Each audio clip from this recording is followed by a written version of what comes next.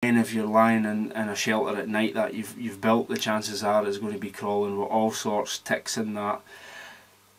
So having that on can help reduce that and help you a little bit. It's, even if you're abroad with the mosquitoes etc, it can save your life.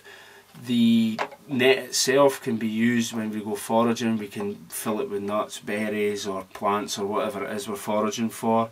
It could be used as an eel bag, as a last ditch thing. It could also be used as a fishing net, it could be used as a purse net, it could be used as a lot of things. So it's definitely a good bit of kit to have. Speaking about purse nets, that's what's inside there. This is the type you put over an exit hole from a rabbit warren. We would light a fire in the main hole where we see the rabbits going in. The smoke will go into the warren and hopefully the rabbits will eject themselves straight out the bag and into one of these nets. Might as well have it, it's going to produce a really good chance of catching a rabbit. Before we go any further into this pouch, what I'll do is I'll show you what I have on top. And this is the Iris 50 boating compass. Again, if we have to walk out of a situation, then this is the compass I trust. It's absolutely fantastic. There's a little window in there. I don't actually know if you'll be able to have a look, but you simply look in there, read off the bearing, have a look at something up on the horizon, remember the number, and away you go. And at least you know you're going to be walking in the same direction all day. So that's why I carry that. It sits conveniently on the top of this pouch, so it's not taking up any room on the inside. On the inside of the pouch I have a billy can. Now in the billy can, I prefer the billy can for cooking as opposed to say the Crusader cup etc, because with the billy can you've always got the ability to put a stick in and you can control the height. With the Crusader cup, if you're boiling water in the Crusader cup, you tend to leave it next to the fire. It just takes a log to roll out of that fire, and that's potentially you lost the water that you're trying to boil and you have to start all over again. So I prefer this. The other advantages of this is you can fill it full of bits and pieces as well. So what have we got in here? In here I carry a small folding cup. For anyone who's ever tried boiling water in a Crusader cup or a billy can and then try to drink straight from it, I'll know what I'm talking about. It'll just stick onto your lips, not a very nice experience. So I have this, we can simply boil our water up, tip it into there, and that's good to go straight away. The other good thing that this can be used for is if you have to dig a gypsy well, you can bail the water out with that. Once the water comes clear, we can fill our billy can up with the water, boil it, and then just the last little bit, take it off the boil and drop that cup in, and that'll help clean that up as well. Because remember, that'll be contaminated where you've bailed out your dirty water. But it's a handy bit of kit to have. Next I have some paracord. Paracord's handy, it can be used for several things. It can help build your shelter. It can be used for friction fire lighting, perhaps if you have to walk out, your laces are going to break etc. So we can use that. Natural cordage is quite a labour intensive job out in the field to use it from natural materials, so it's always handy to have this. What else? In here I have a small ½ litre water bag.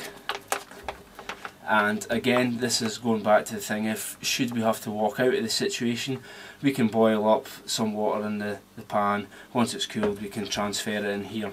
I chose this size because this is probably going to be more realistic to try and sit this in one of your pockets. Perhaps like the side pocket in a combat trousers or a jacket pocket, it can sit in there and we can have that at any time we want. So that's the reason why I carry this size. Also in here I have a Miltary type bag, which is the Millbank bag. These are fantastic bits of kit.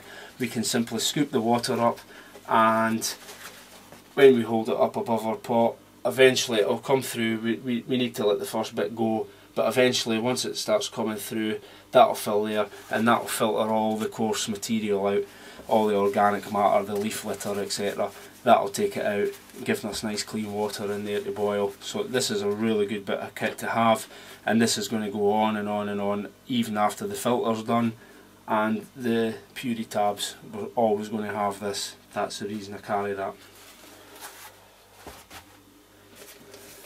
Next up, I have the Heat Sheets Emergency Bivy Bag. Now, at the beginning I said we may find ourselves in that situation, and it might be the middle of the night, so we're not just going to break into shelter building mode. We're going to have to basically see the night through, and one of these just could mean all the difference between life and death. I mean, they're quite flimsy, but for one night it's got to be worth having that in your kit. And this is, again, this is why I favour the pouch to the tin. I just think it's a better option.